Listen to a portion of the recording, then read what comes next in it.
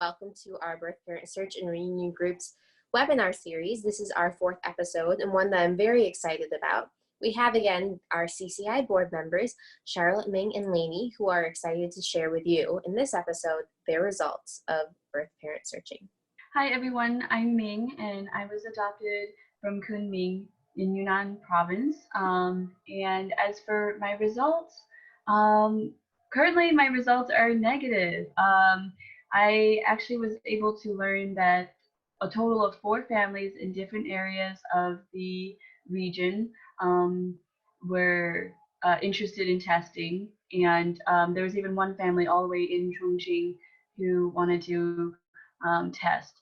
And I will say that some of the ways that these families reached out to me was through QQ at the time, and or through my teacher or through the news and stuff. So I had various ways in which these people contacted me, and I will say that it was very exciting at first to know that these families were showing interest in thinking that I was their daughter. And of course I had to keep my hopes low, but you know, it is kind of like surreal to be like, wow, a complete stranger is reaching out to me saying they might be my birth family. I also mentioned that some of these families did exchange photos with me, and it even gave me more hope, thinking, oh, maybe I share some similarities to these people. And so in regards to the results, the first time I got my results was back in 2011, within about a week or so of my starting my search.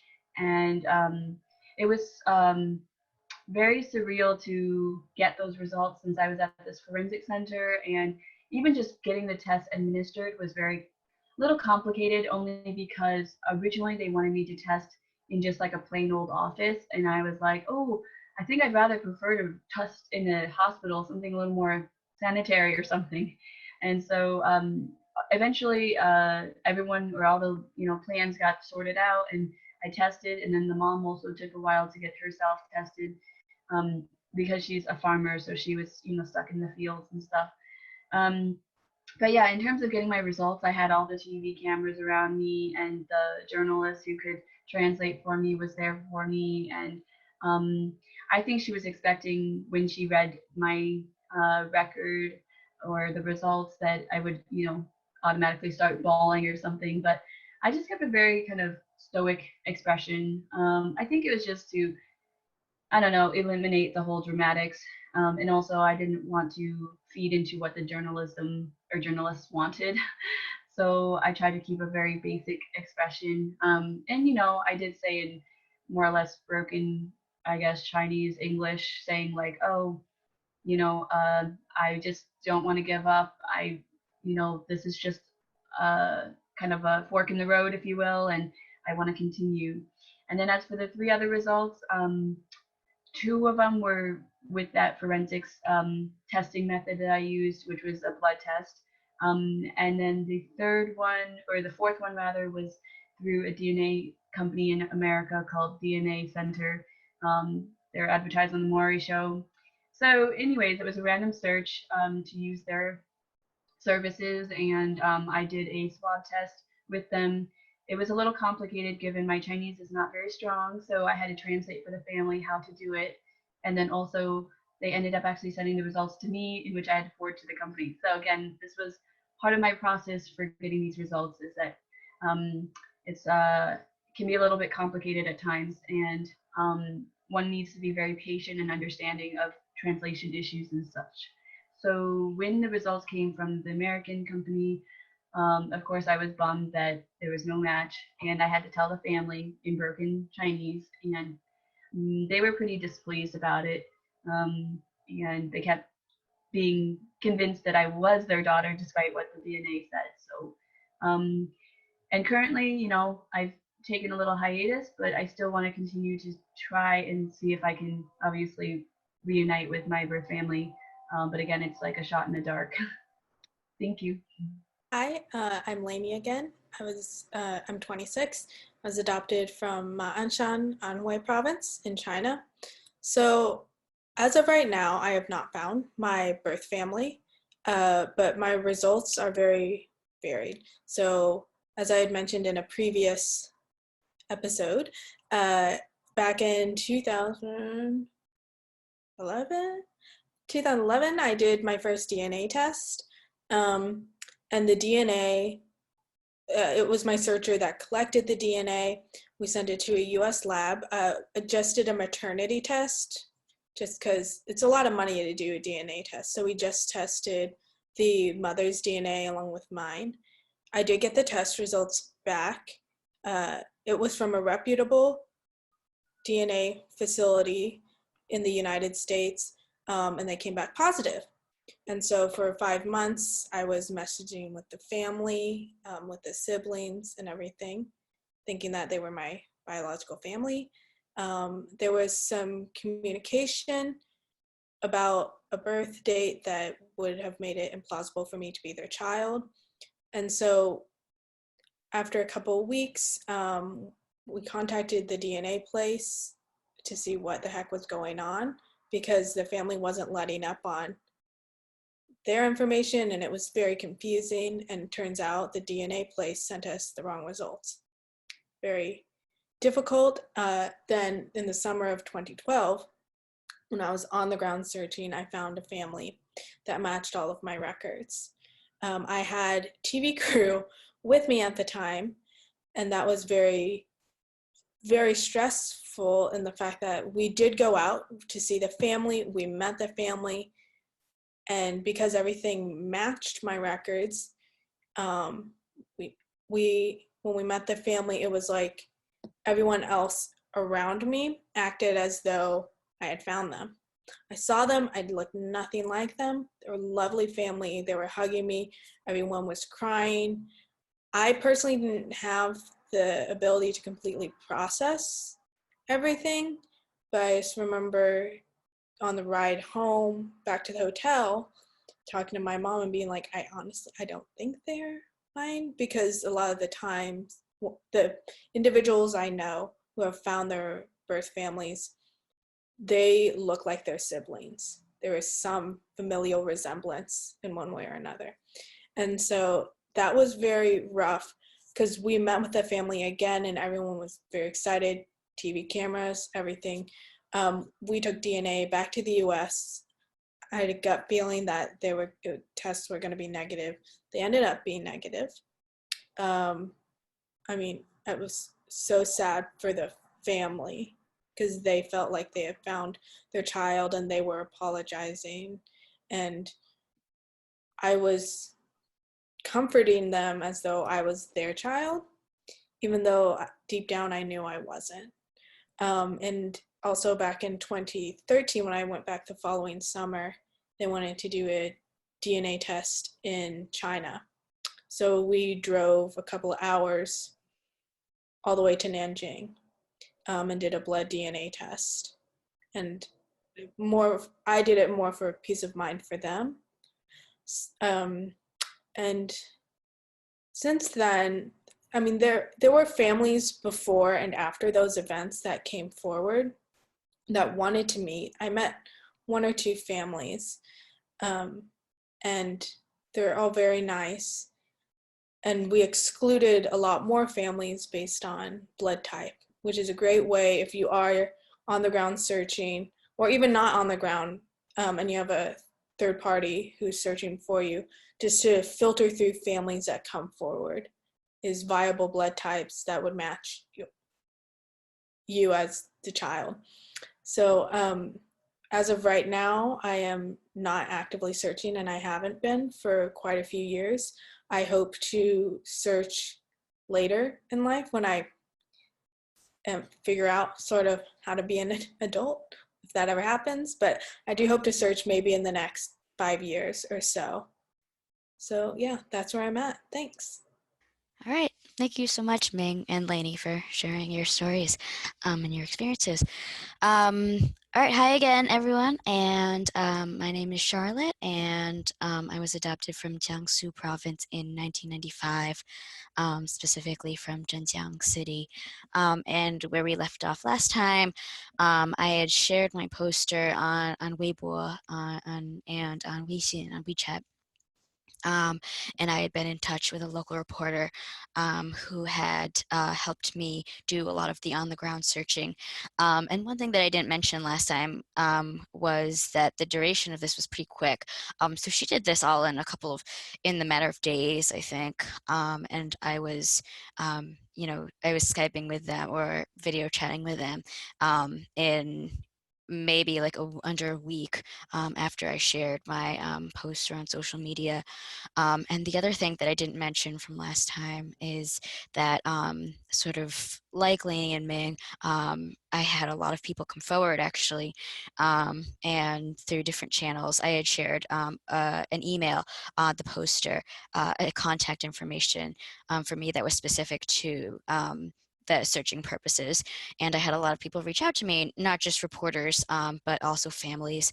And I guess to this day, I don't know what their motives were. I think maybe, of course, maybe a lot of them did have a daughter that had been given up at this time.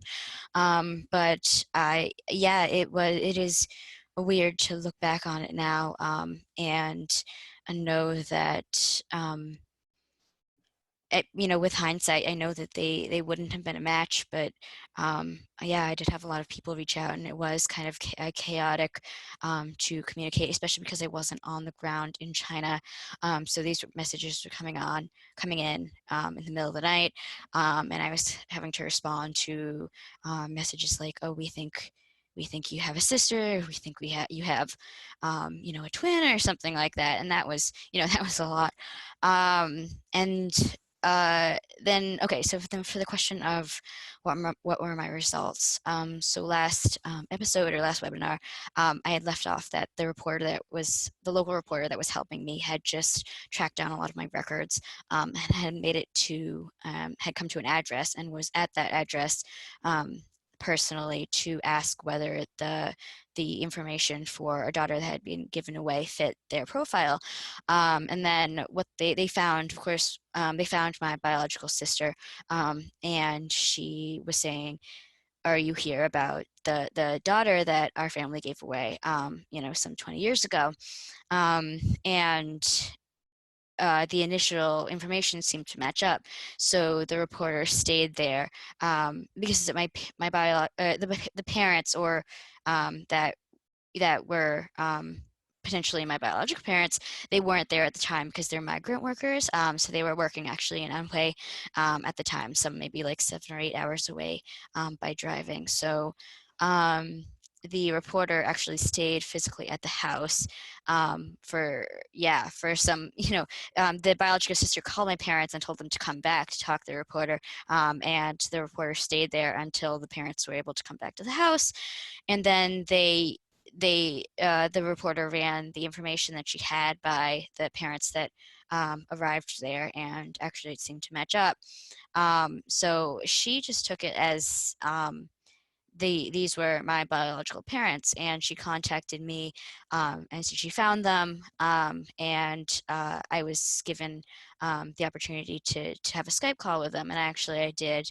And then she came out actually with a report the next day, saying that she had found my biological parents, which I was a little bit upset about because well, first of all, I didn't know the processes that she had gone through, and second of all, I didn't want to cut off any avenues that may have been my biological parents, when she was saying like I had maybe found them. So I had no idea whether or not these were actually my parents. And this was all happening, of course, to give a little context, while I was still back in America. So what happened then was I did travel in person to China in the end of July of 2016. And they welcomed me. I traveled with a friend who was also who was also searching, and she has her own story, but I won't go into that. And then we spent a week in my hometown.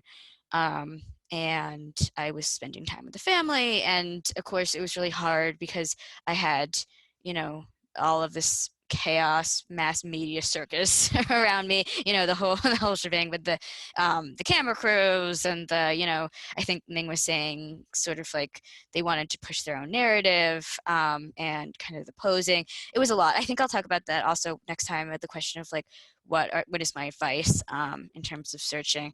But yeah, there was a lot of media going on, and I spent a week with them in Zhenjiang, where I was adopted, and then we did a DNA test in China that the media set up, and the results came out positive. And of course, me, having spent this week with them, I was really, really excited, and I really wanted to believe it. So I was over the moon. And I told my parents, and they said, I think you should, take that result with a grain of salt, and I think you should test in America as well, just because the test was set up by the media, and of course they have results that they'd want to publish, and they have their own agenda, and of course I was being really bullheaded, and I was like, oh no, these how could these results be wrong? But in the end, we did end up testing through a US agency, and I actually got the results much, much later, the end of December, when I was just about to leave after my semester. I was about to go on a semester in Taiwan, so I got the results just as I was about to leave Taiwan at the end of December. And yeah, they turned out positive too. So yeah, it was a lot to handle, and I think I'm still processing it now. And I think a lot of it has to do with kind of processing, how it could have happened that quickly, and also grappling with the fact that so many people, my good friends Laney and Ming have just been searching for so long, and I put out one poster that my friend encouraged me to put out, and within a week I was able to find them, and it was just I was thinking about a lot about how much of this I guess in the question of like there's I think it's just really difficult, because I think there's no question of like whether you not or like anybody deserves to find their parents, and I wish that every adoptee who really wants to find their biological parents could, but for some reason, just because of the circumstances that I found myself in, and the way that the facts seem to shake out, for factors completely beyond my control. Of course, I was really lucky to be able to search, but then a lot of the factors included in the search were really beyond my control, and that I was able to find them. So I think in a lot of ways, I feel really, really lucky, but in a lot of ways, I think it's opened a lot of questions for me, and I think it solved a lot of the questions that I have, but I think it's also opened a lot of questions. So I do think that searching is of course, like Sophia always says at the end, really complex and really a personal journey, that each person has to find kind of their own way to go about it. So for me, I was able to find them, and I feel really lucky, and I'm really glad to share my story, if any of the factors may help anybody who's watching. Thank you again so much, all three of you. I know this isn't easy to talk about, and thank you for being vulnerable and sharing a journey and processes. I also want to say that there's no perfect timeline for this, and there's no right way to search, and either way, this is an emotional toll on the individual. So just know this before searching. Also, stay tuned for next week's episode on advice Laney, Ming, and Charlotte have to give to those who are considering searching. Thank you.